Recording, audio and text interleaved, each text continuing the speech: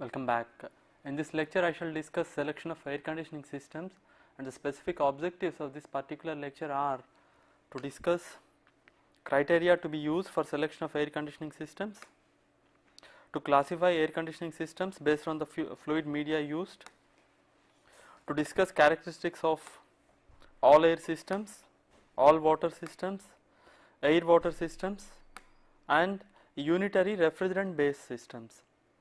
At the end of the lecture you should be able to list the factors to be considered while selecting air conditioning systems, describe major components of an air conditioning system, classify air conditioning systems, and discuss advantages, disadvantages and applications of different types of air conditioning systems. Let me give a brief introduction to an air conditioning system. An air conditioning system consists of an air conditioning plant and a thermal distribution system. Air, water or refrigerants are used as fluid media for transferring energy from the plant to the conditioned space or from the conditioned space to the plant. A thermal distribution system is required to circulate the media between the conditioned space and the plant.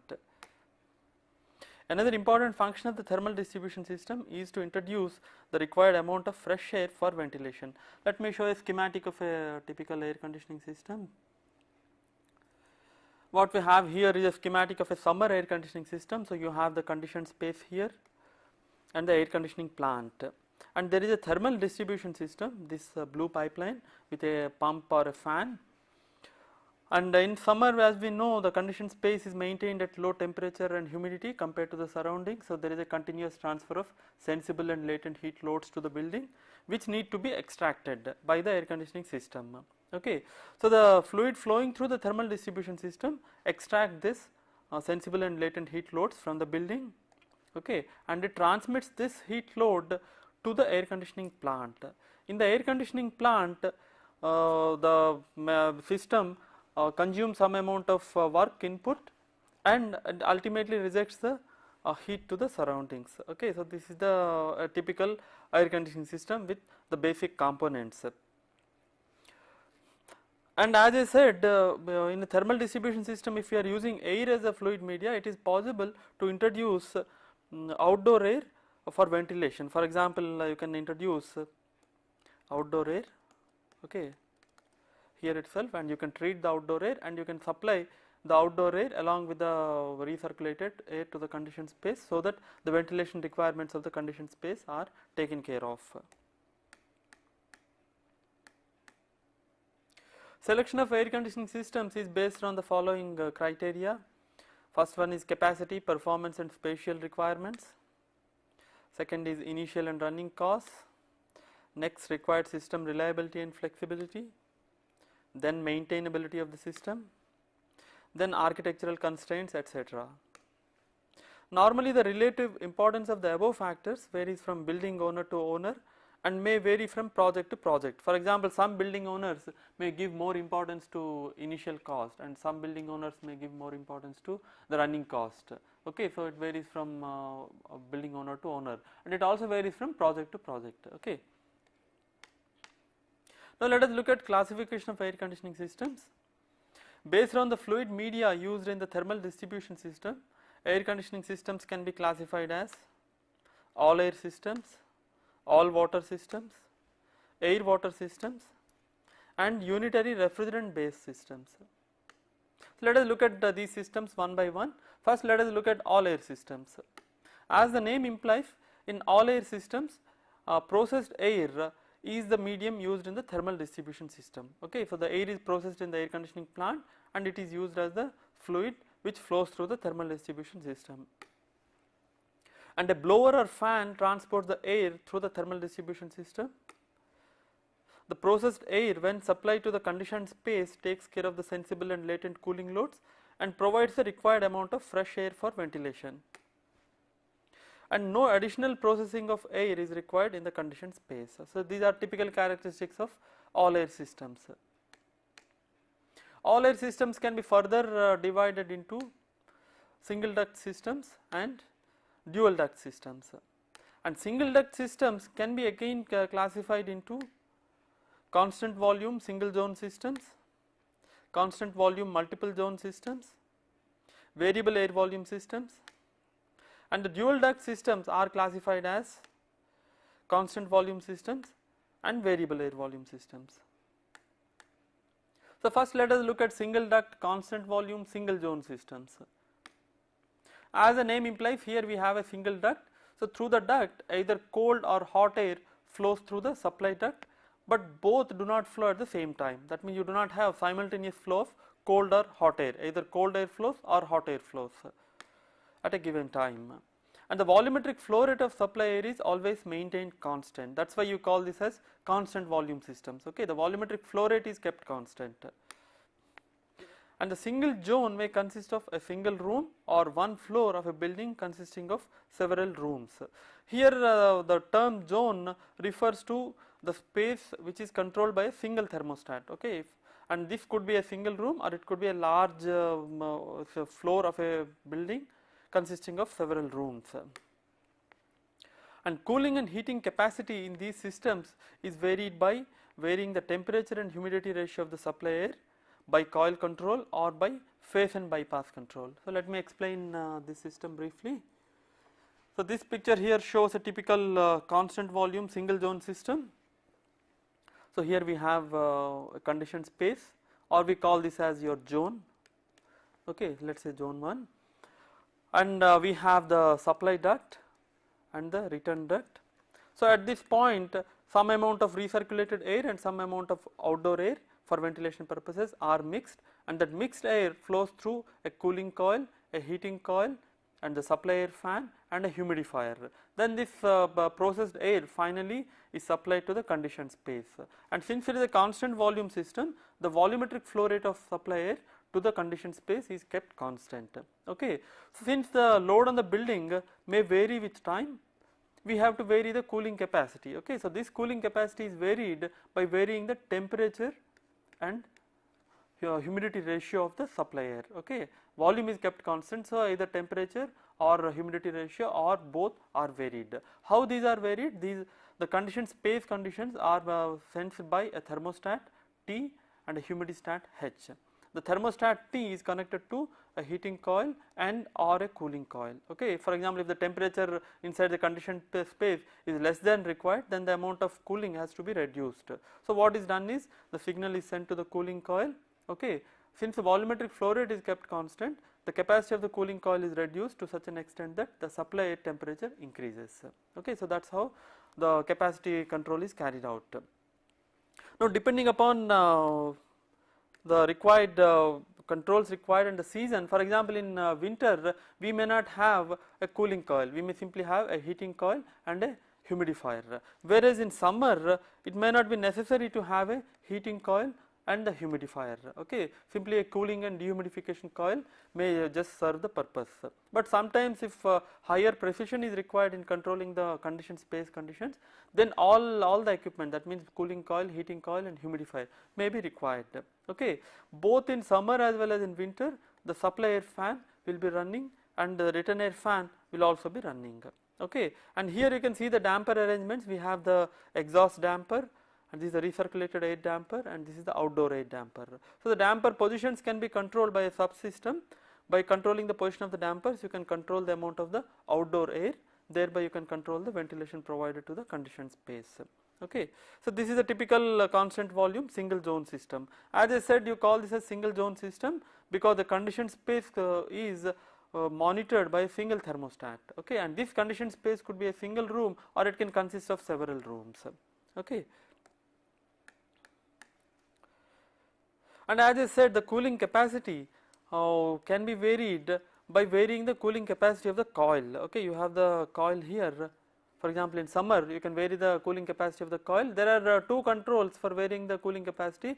One is what is known as the coil control. In coil control, what is done is the flow rate to the coil is controlled. That means if you are using a chilled water, then the chilled water flow rate is controlled.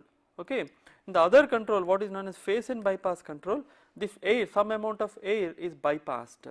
Okay, so depending upon the conditioned space conditions. Okay, so this is what is known as bypass, phase and bypass control. Okay, and it is generally observed that space humidity can be controlled more precisely using phase and bypass control. It is difficult to control the space humidity, particularly in summer, using cooling coil control alone. And what are the applications of single duct, single zone constant volume systems? These are applied in spaces with uniform loads, such as large open areas with small external loads. That means basically for internally loaded buildings, such as theatres, auditoria, departmental stores, etc. And these are also used in spaces requiring precision controls, such as laboratories, where you have to control the temperature and humidity precisely. And you can also use multiple single zone systems in large buildings, such as factories, office buildings, etc. Now let us look at single duct constant volume multiple zone systems. In these systems, all the air is cooled and dehumidified for summer or heated and humidified during winter to a given temperature and humidity ratio. A constant volume of this air is supplied to the reheat coil of each zone. In the reheat coil, the supply air temperature is increased further depending upon the load on that zone as sensed by the zone thermostat. And the reheat coil may run on either electricity or hot water. So let me show the schematic of this system. So we have here a single duct constant volume system with multiple zones and reheat coils. You can see that this system is almost similar as far as this portion is concerned, because you have the return air fan, supply air fan, cooling coil, heating coil, or the humidifier, and all these dampers. Okay.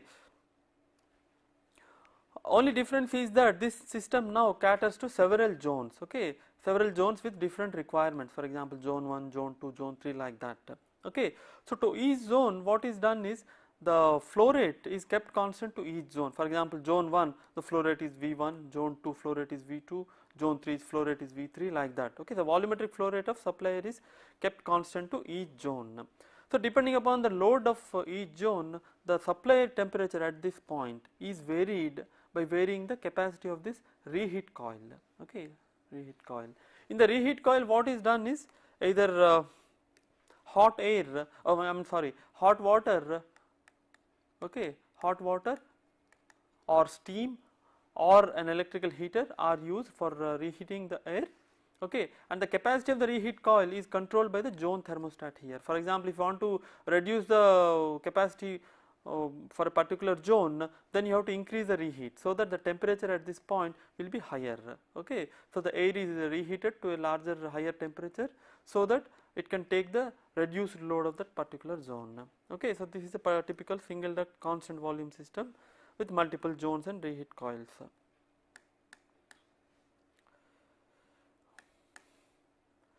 And what are the advantages of this kind of systems? The advantages are they occupy relatively small space because we have a single duct, and excellent temperature and humidity control over a wide range of zone loads. It is possible to control very precisely the temperature and humidity okay, and proper ventilation and air quality are ensured under all conditions, as the supply air amount is kept constant under all conditions. Okay, so there is no problem as far as ventilation or indoor air distribution or air quality are concerned. However, these systems have certain disadvantages. They consume higher energy. Okay, why do they consume higher energy? For example, in this reheat systems, what we are doing is, for example, if you are using it for summer, you have to cool and dehumidify the air to a minimum temperature so that it can take care of the maximum load. Okay. Now, if the load on a particular zone is not maximum but it is only a part load, then what is done is this cold air is heated, okay, so that it can take the reduced load. So what we are doing in this process is, first we are consuming energy in the process of cooling and dehumidification of the air to a very low temperature. Again we are consuming energy for heating the air. Okay, so you are losing energy at both places. So as a result, these systems consume relatively higher energy compared to other systems. Okay. However, you can reduce the energy consumption of these systems if you can design and if you can select the controls in such a way that at any given time at least one reheat coil is switched off. Okay, so that way you can reduce the energy consumption. You can also reduce the energy consumption by using waste heat in reheat coils, for example solar heat or heat rejected from the condensers. Okay, thereby you can reduce the energy consumption somewhat. Okay. And another disadvantage of this system is that simultaneous cooling and heating is not possible. For example, if zone 1 requires cooling whereas zone 2 requires heating, that is not possible using the single duct systems. Next, let us look at single duct variable air volume systems. Variable air volume systems are quite popular. They are also called as VAV systems. As the name implies, in these systems a variable air volume of air is supplied to each zone in a multiple zone system, and supply air temperature is kept constant. In the constant volume system, volumetric flow rate is kept constant and supply air temperature is varied, whereas in variable air volume system volumetric flow rate is varied, whereas the supply air temperature is kept constant. The amount of air supplied to each zone is controlled by a zone damper, which in turn is controlled by the zone thermostat. So let me show the schematic of this. So you have here the schematic of a single duct multiple zone variable air volume system. So you have several zones, zone 1, zone 2, like that. Again you have the return air duct and supply air duct and a cooling coil. I am talking about cooling, let us say, for that means for summer air conditioning. So air is cooled and humidified to a particular temperature and humidity ratio, let us say Tn humidity ratio, using the cooling coil, and this air is supplied to different zones using this fan, supply fan. Okay. So to each zone the temperature and humidity ratio are constant. Okay. However, each zone may have different loads. Okay. So these different loads are taken care by varying the volumetric flow rate. Okay. The volumetric flow rate of air is varied to each zone depending upon the load. How the volumetric flow rate is varied? The volumetric flow rate is varied by using a zone damper. So if you change the position of the zone damper, then the amount of air flowing into that particular zone changes, and the position of this zone damper is controlled by the zone thermostat. For example, if the temperature inside the zone 1 drops, let us say, because of the reduced load, then the capacity also has to be dropped. So the capacity is dropped by reducing the flow rate through the zone damper. Okay, so the thermostat senses the lower temperature and it closes the zone damper, so that less amount of air enters into the zone, thereby it meets the required reduced load. Okay, so the same thing happens in different zones. That is why you call it as variable air volume system. Variable air volume systems offer the following features: lower energy consumption as air is not first cooled to low temperature then heated. Okay, so unlike in reheat systems, what we have done, we have cooled the air very much, okay, to a very low temperature, and then we have heated it. So as I said, we are losing energy at two places, first for cooling and then for heating. Okay, so this problem is not there in variable air volume systems. In variable air volume systems, what we are doing is we are not cooling and heating, we are only cooling. Okay, then we are controlling the capacity by controlling the volumetric flow rate. Okay, so thereby you do not have any reheat coils here. Okay, since you are controlling the volumetric flow rate by keeping the temperature constant, the energy consumption because of cooling will be same, but there is no energy consumption because of reheating, because you do not have any reheat coils. Okay, that is the reason why VAV systems are becoming increasingly popular, because of their energy efficiency. Okay, so another advantage is that the energy consumption of the fans is also lower, as air flow rate is varied according to the building load. If the building load is less, then air flow rate will be less. If the air flow rate is less, the power consumption of the fan will be less. Okay, so that is how you get energy benefits both from the plant as well as from the fans. However, they have certain disadvantages. If the flow rate is too low, for example, when the load is very light, then the volumetric flow rate to that particular room may be very low. Okay, if it is very low, then the ventilation and room air distribution may be inadequate. Okay, so this may affect the indoor air quality of that particular building. Okay, this is a serious problem with VAV systems. Another problem is that balancing of airflow could be difficult, particularly at light loads. Okay, so these are two typical problems. These problems can be addressed to some extent by combining variable air volume systems with reheat. That means we will have a reheat coil along with a variable air volume system, and the reheat coil is operated when the flow rate drops below a certain level. Okay.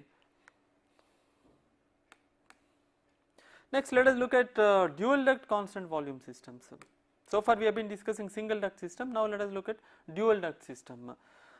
in the dual duct system, the supply air fan splits the flow into two streams. Okay, that's why you call it as dual duct. Both streams flow through two different ducts. One stream flows through the cooling coil and is cooled to about 13 degrees centigrade, while the other stream flows through the heating coil and is heated to about 35 to 45 degrees centigrade. In each conditioned space or zone, the cold and hot air are mixed in required proportions using a mixing box arrangement controlled by that particular zone thermostat. The total volume of air supplied to each zone remains constant. However, the supply air temperature varies depending upon the load. Okay, so remember that this is a constant volume system. So we are keeping the volumetric flow rate, total volumetric flow rate constant, but varying the supply air temperature. Okay, so let me show the schematic of this system. So as I mentioned here, this is your supply air fan. Okay, supply fan. Okay, some amount of recirculated air and some amount of outdoor air are mixed.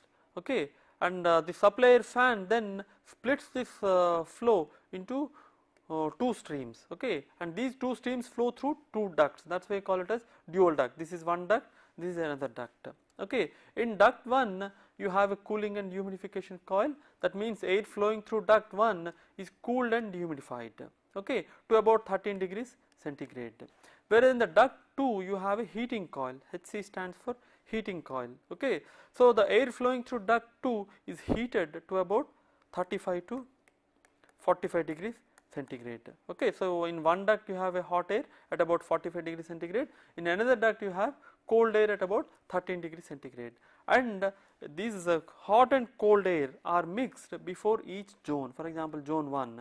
Okay, depending upon its load, they are mixed in what is known as a mixing box.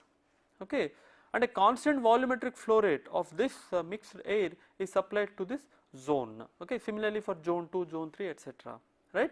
So what we are doing essentially is we are cooling and heating air in two different streams, and we are mixing the air in different proportions depending upon the load of that particular zone, and we are supplying that air at a constant volumetric flow rate to each zones. Okay, so remember that here the volumetric flow rate remains constant, but the temperature, supply temperature, is varied. How this is varied? This is varied by varying the position of the mixing box. Okay, and this is in turn controlled by the zone thermostat. Okay, and the return air is sent back to the system using a return air duct. Okay, so this is a dual duct constant volume system.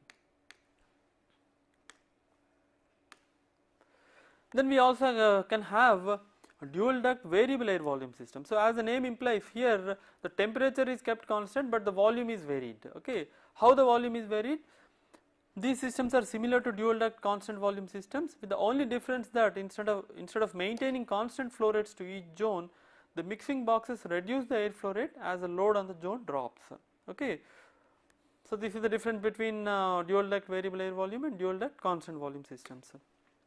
Using dual duct systems, it is possible to provide cooling in some zones and heating in other zones simultaneously. Okay, so for example, zone 1 can be cooled and zone 2 can be heated at the same time. Okay, this is possible in the dual duct systems because we have two separate ducts through which cold and hot air are flowing separately. Okay, this is not possible in single duct systems.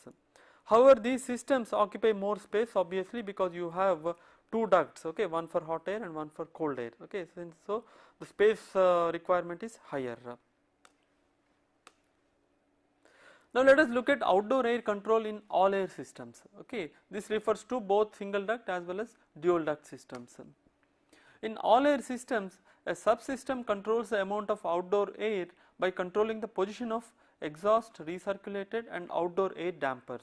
Okay, so there is a separate system which controls the proportions of these exhaust, recirculated and outdoor air flow rates. Okay, and this system maintains a minimum amount of outdoor air which is about 10 to 20% of supply air flow rate as required for ventilation when the outdoor air is too cold or too warm. Okay, that means what the subsystem does is when the outdoor air is very cold, let us say it is less than minus 24 degrees centigrade, less than minus 30 degrees centigrade, or when it is too warm, that means it is greater than, let us say, about 24 degrees centigrade.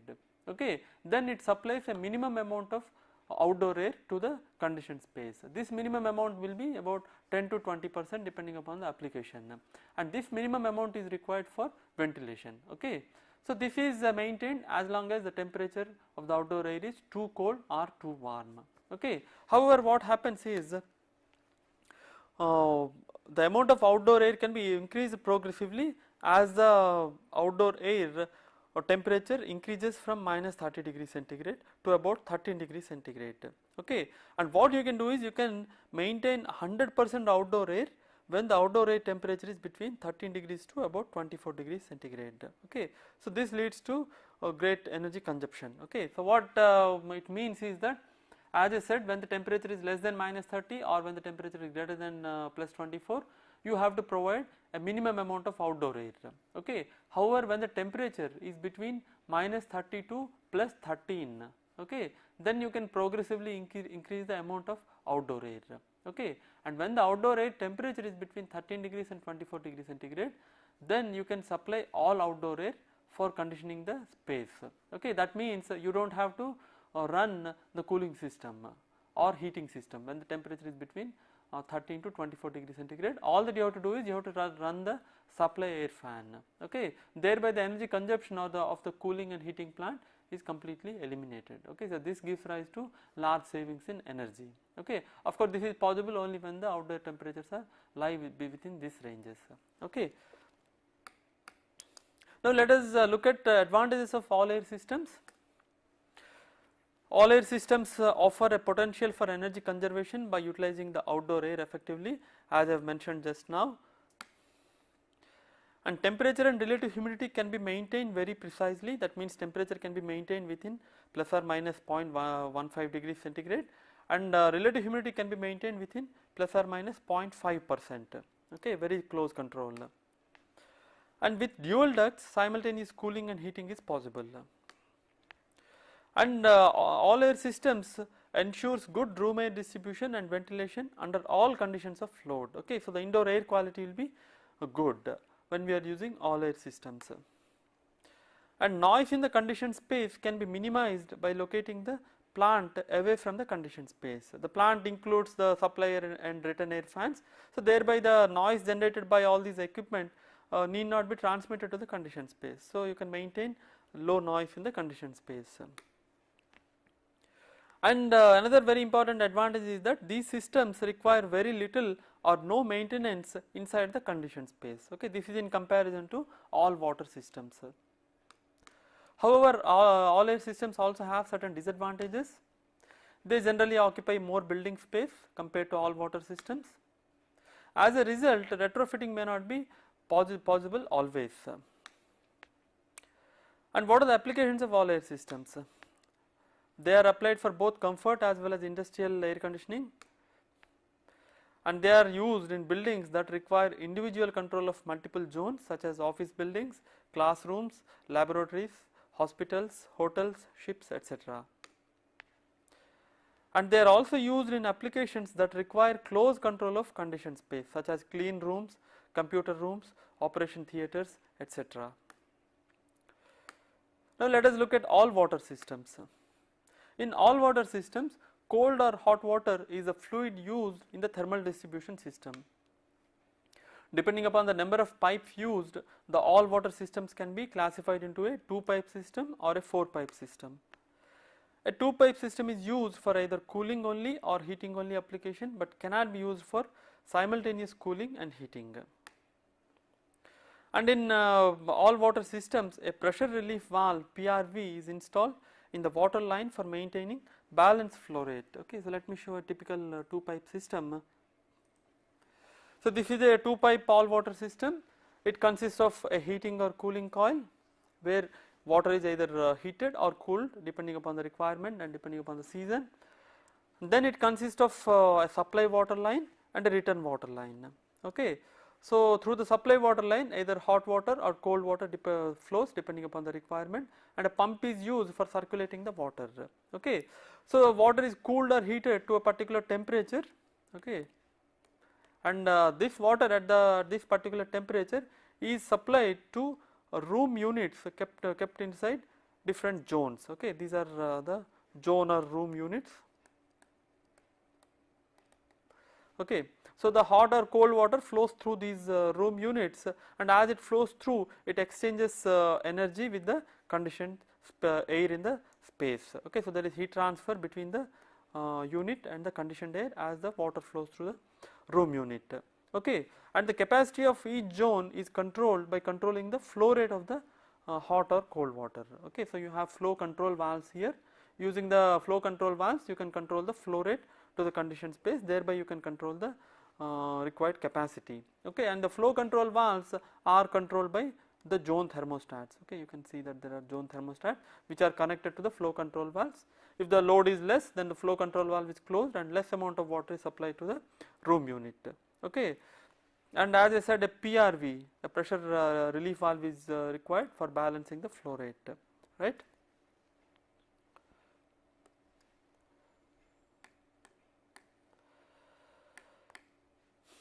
A 4-pipe system consists of 2 supply pipelines, one for cold water and one for hot water. Okay. In a 2-pipe system, we just had one supply line and one return line, whereas in a 4-pipe system, you have 2 supply lines and 2 return lines.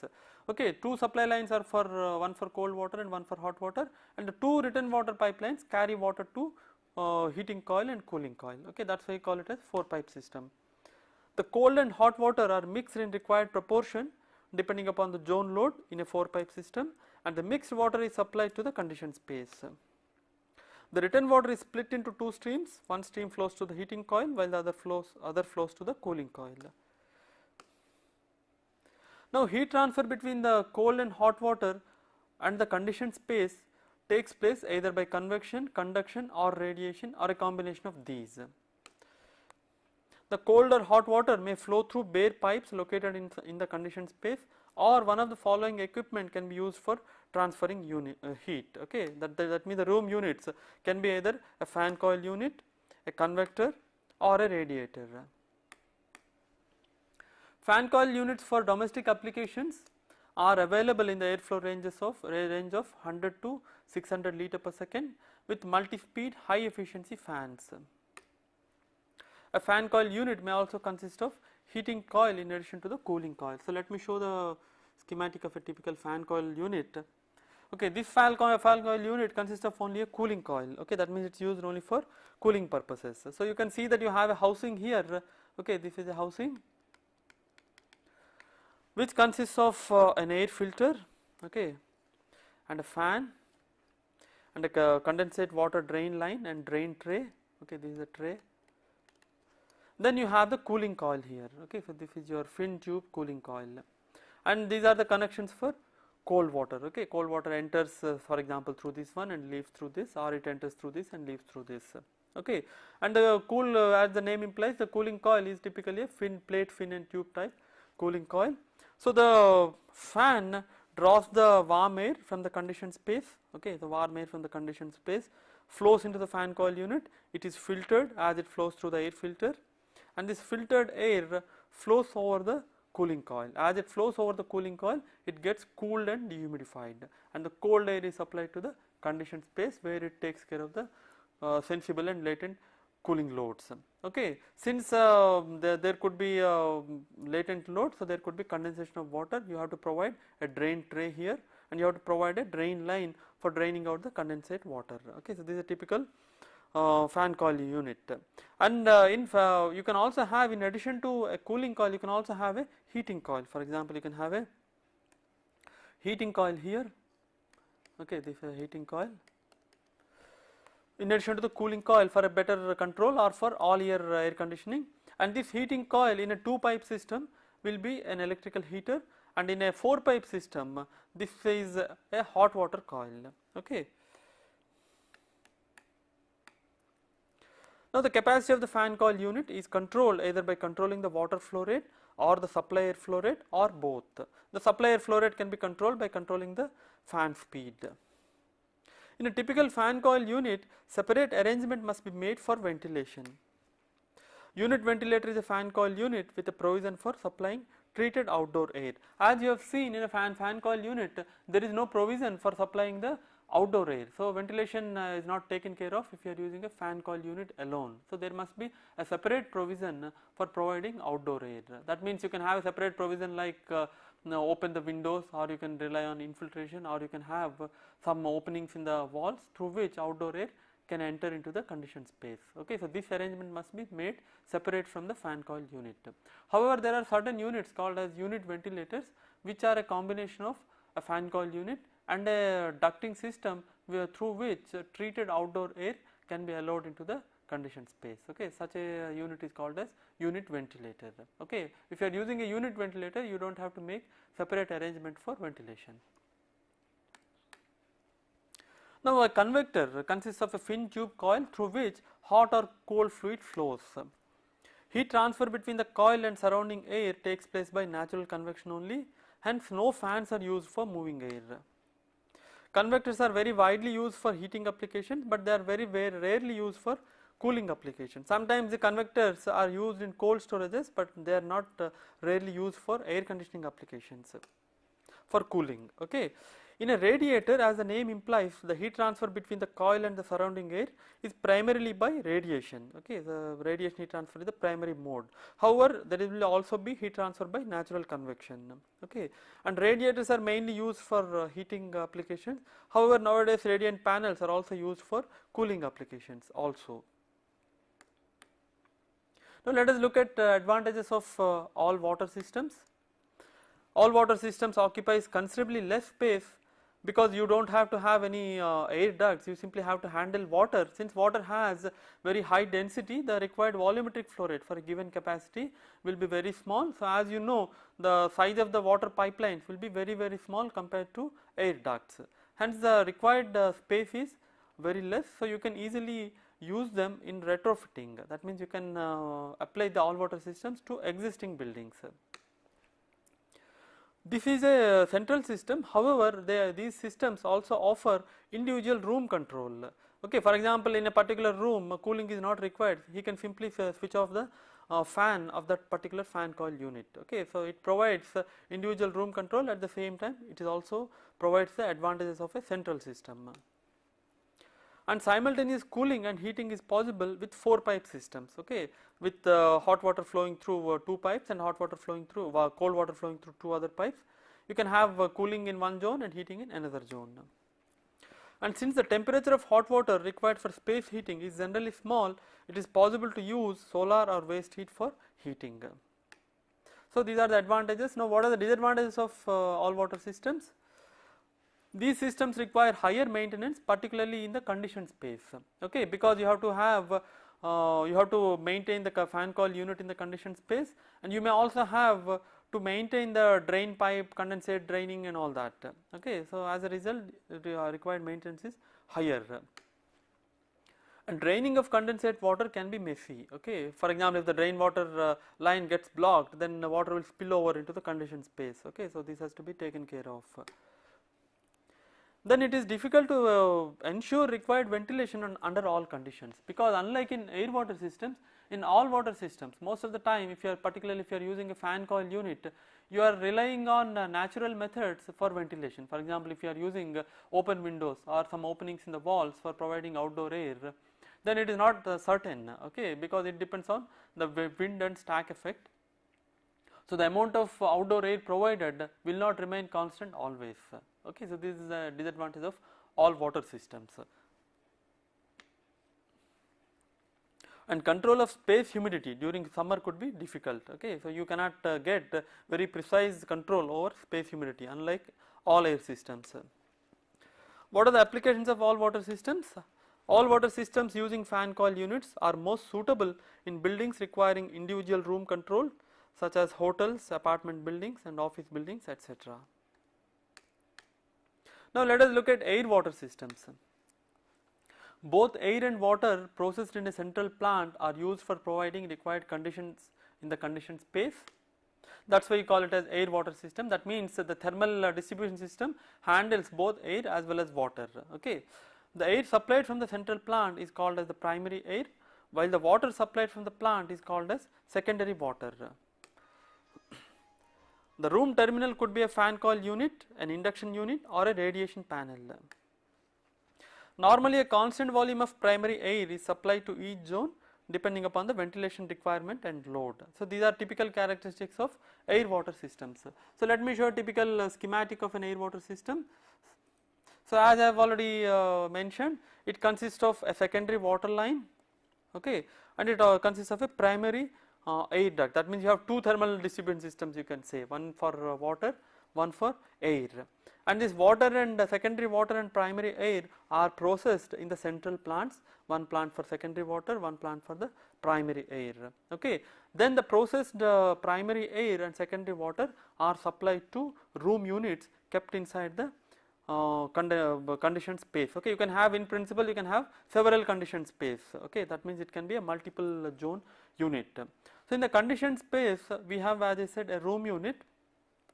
This room unit could be a fan coil unit or an induction unit, okay, or a radiant panel or something.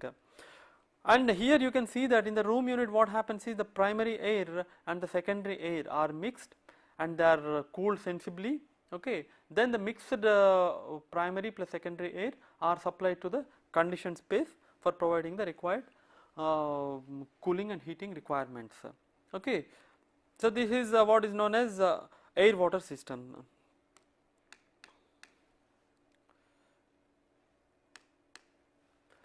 In air water systems, for summer, the primary air is cooled and dehumidified in the central plant to such an extent that it can offset all the building latent load and a part of the sensible load, okay.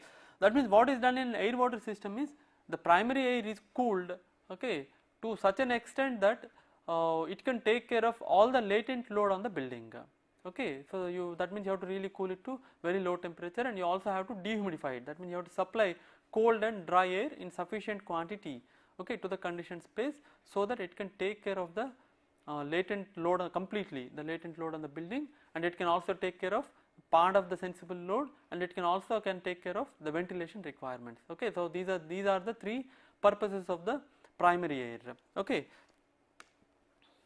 Chilled water is supplied to the conditioned space to partly offset the building sensible cooling load only. That means no condensation inside. That means the chilled water, for example, if you are talking about a summer system, the chilled water, which is the secondary water supplied to the room unit, has to take care of a part of the sensible load on the building. It need not take care of the latent load, because the latent load is already taken care of by the primary air. Since the room unit has to take care of only the sensible load, there will not be any condensation of room air on the room unit, okay. So there is no question of condensate inside the conditioned space. So the problems related to condensate, draining, etc. are not there in air water systems. So this is an advantage of air water systems compared to all water systems, where you have to make provision for condensate draining, okay. And as I said, primary air takes care of ventilation. And if you are using an induction unit, for example, I said you can use a fan coil unit or an induction unit or a radiant panel. So if you are using an induction unit, primary air supplied at medium to high pressure induces secondary air flow in the conditioned space, okay. So primary air is supplied to the room unit, which is called as an induction unit, at a medium to high pressure, okay. So as this medium to high pressure flows through the induction unit, it creates secondary flows inside the conditioned space, okay. So the room air, that means the conditioned air, which is called as secondary air, flows through the room unit because of the conditions created by the primary air, and primary air and secondary air are mixed inside the room unit, and the mixed air gets cooled sensibly in the room unit, and this mixed air is supplied to the conditioned space, okay. That is why we call it as an induction unit. Now let us look at advantages of air water systems. Air water systems offer the following advantages. Individual zone control is possible in an economic manner using room thermostats.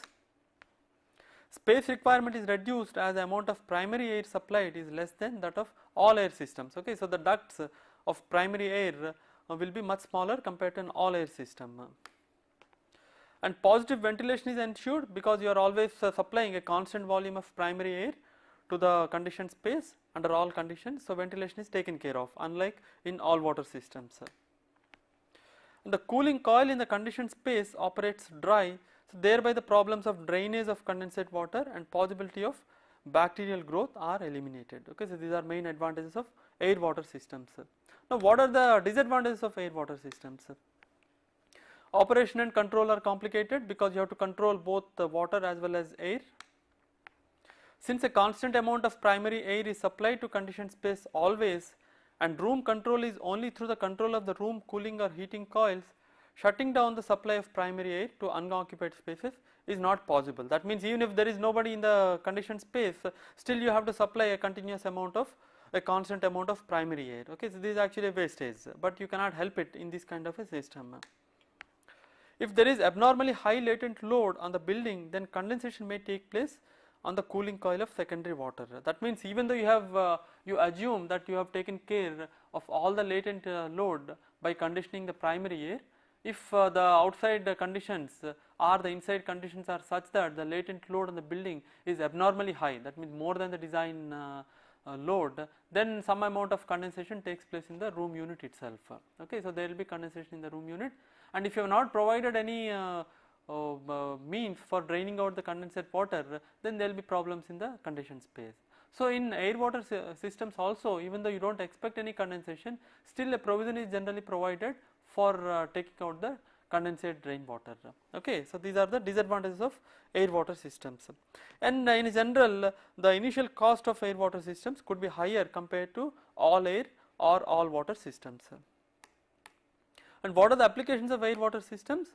They are mainly used in exterior buildings, for example for perimeter zones with large sensible loads, and they are also used in buildings where close control of humidity in the conditioned space is not required. That means if you want close control of humidity, you cannot use this system, and these systems are thus suitable for office buildings, hospitals, schools, hotels, apartments, etc.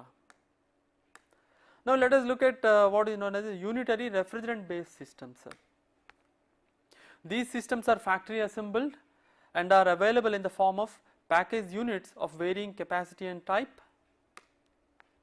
Each unit consists of refrigeration and or heating units with fans, filters, controls, etc. And these systems are available in the form of window air conditioners, split air conditioners, air to air heat pumps, ductable systems with air cooled or water cooled condensing units, etc. And the capacities of unitary systems may range from a fraction of ton to about 100 tons for cooling. Okay, so these are the characteristics of unitary refrigerant based systems. As I said, window type room air conditioner is one important type of unitary systems, and these systems are available in capacities varying from about 0.3 ton to about 3 tons. And in the window type, both evaporator and condensers are plate, fin and tube type, and forced air convection type coils. Okay, so let me show the schematic of a typical window type air conditioning system. As you can see that it consists of the 4 basic components: the evaporator, okay, condenser, compressor and the expansion device. Okay, in addition to this you have an evaporator fan for circulating the conditioned space air, and you also have a condenser fan for circulating outdoor air over the condenser. Okay, so 2 fans are there, and generally both the fans are mounted on the same shaft and they are run by a single motor. Okay, so same motor runs both the fans, and normally, even though it is not shown here, the evaporator and condenser are plate, fin and tube type. Okay, so they are all finned tube type, and it is not shown here again, but normally you have a filter here. Okay, you have a filter here which filters the room air and circulates the clean air over the cooling coil and into the conditioned space. Okay, and normally since the name window type comes into picture, because these units, you can see that it is a single unit. Okay, it comes as a single unit, and these units are mounted generally in the windows. Okay, sometimes if you don't have external, if you don't have any windows, or if there is any problem, you can also make a hole in the window, a hole in the wall, and you can mount it in the wall. Okay, so one thing you must notice here is that it comes as a single package, so the outside of the wall must be the outdoor. Okay, that means you must have external walls or external windows to mount these units. Okay. Now larger package units are available in capacities ranging from about 5 tons to up to about 100 tons. Okay. And the condensers in the larger systems could be either air cooled or water cooled. So let me show a typical large package unit. So this is a typical package unit with remote condensing unit. Okay, so you have a condensing unit here. The condensing unit consists of a compressor, okay, and a condenser, right. Normally the condenser is either air cooled or water cooled. Okay, this is air cooled or water cooled. If you are using an air cooled condenser, you may have to have a blower for circulating the air, and these are the refrigerant lines. Okay, this is the line that comes from the condenser, it goes to the expansion device here, from the expansion device it goes to the evaporator, okay, where it takes the heat from the surrounding air, and the vapor from the evaporator goes to the compressor, it gets compressed and goes to the condenser, and the refrigerant cycle continues. And this is the indoor unit, that means this is kept inside the conditioned space, where this can be, whereas this can be kept outside, okay, away from the indoor unit. Okay, of course, if you are using a water cooled condenser, it is not necessary to keep it away from the indoor unit. You can in fact keep it along with the indoor unit. The same thing can be in the same package with a distributor for separating out the indoor and outdoor units. Okay, and you can also see that you have a limited ducting here. This is the connection for return air duct, and this is the connection for supply air duct. Okay. Return air from the conditioned space flows through the filter here, okay, then it gets cooled and dehumidified, and then it enters into the conditioned space. Okay, the conditioned space here could be a single room or it could be several rooms. Okay, but of course all these are controlled by a single thermostat. Okay, that means they serve only single zones, right. So this is a typical package unit. And as I said, larger systems are either constant air volume type or variable air volume type. Okay. Most of the unitary systems have a provision for supplying outdoor air for ventilation purposes. The type of capacity control depends generally on the size of the units, and the control system could be as simple thermostat based on off control as in room air conditioners, to sophisticated microprocessor based control with multiple compressors, or variable air volume control, or a combination of both. Okay, so the type of control system mainly depends upon the size of the system. And what are the advantages of unitary systems? Individual room control is simple and inexpensive. Performance of the system is guaranteed by the manufacturer. Okay, so manufacturer gives the guarantee for the performance, and system installation is very simple and it takes very less time, and operation of the system is simple and there is no need for a trained operator. Most of the time it is simply switching on and switching off. Okay, so you don't require a trained operator, and initial cost is normally low compared to central systems. So these are the advantages of these unitary package systems compared to the central systems. Central systems means all air systems, all water systems, air water systems, etc. And retrofitting is easy. Okay, so you can easily fit these systems into existing buildings. Okay, because they don't really require much space. Okay, so as a result they can be used in existing buildings. Now, what are the disadvantages of unitary systems? They have several disadvantages. The system is less flexible in terms of the airflow rate. Power consumption is normally higher, that means the COP, typical COP will be lower compared to the central systems, and the total power consumption is also will be higher compared to the central systems. And close control of humidity is generally difficult, particularly in summer. Noise level could be higher because you have the mechanical elements close to the conditioned space, so you can have higher amount of noise. And limited ventilation capabilities. Okay, you cannot provide large amount of ventilation using these systems, and the space temperature may experience a swing if on-off control is used as in room air conditioners. Okay, the swing could be as high as 1 to 2 degrees, particularly in room air conditioners. And limited options for controlling room air distribution. Okay, so you may not be able to get perfect room air distribution using these systems. So these are the disadvantages of unitary systems. And equipment life is relatively short, okay, compared to central systems. Now, what are the applications of unitary systems? Okay, so unitary systems are used wherever stringent control of conditioned space temperature and humidity is not required. That means you are not very particular about maintaining a particular temperature and humidity inside the conditioned space. Okay, so these are ideal for residential buildings, etc., where you don't really require very fine control.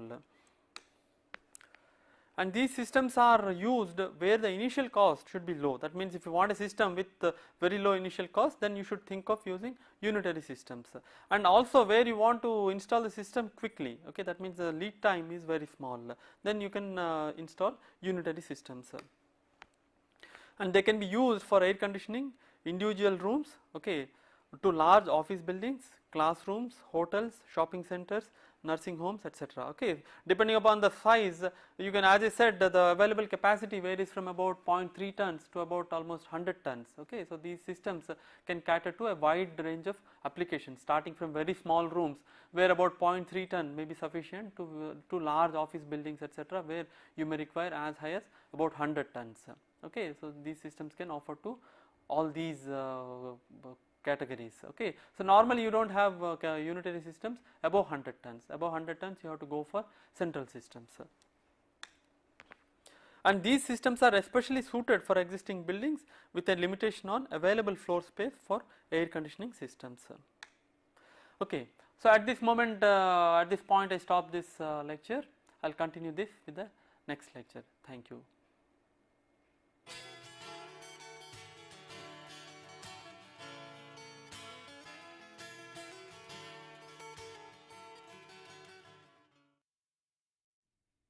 Welcome back.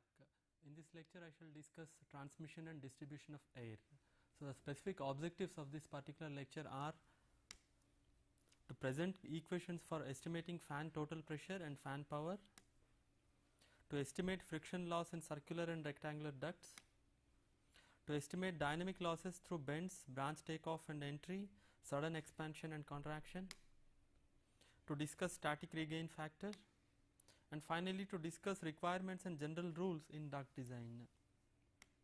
At the end of the lecture, you should be able to estimate fan total pressure and fan power from friction and dynamic losses, estimate friction loss in circular and rectangular ducts, estimate dynamic losses through bends, branch takeoff and entry, sudden expansion and contraction, explain the concept of static regain factor, and finally list the requirements and general rules to be followed in air conditioning duct design.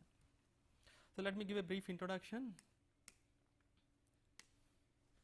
An air handling unit, commonly called as AHU, transmits air from the plant to the conditioned space and distributes it within the conditioned space. So, this plays a major role in any air conditioning system, the AHU.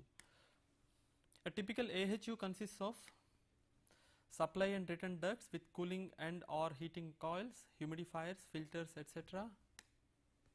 It also consists of supply and return air inlets and outlets. It also consists of supply fans and, if required, return fans. In an AHU, air is transmitted through various ducts and other components with the help of fans. So, we need fans to distribute and transmit the air. Since the fan motor consumes a large amount of power and the duct system occupies considerable building space, the design of air transmission system is an important step in the complete design of air conditioning systems.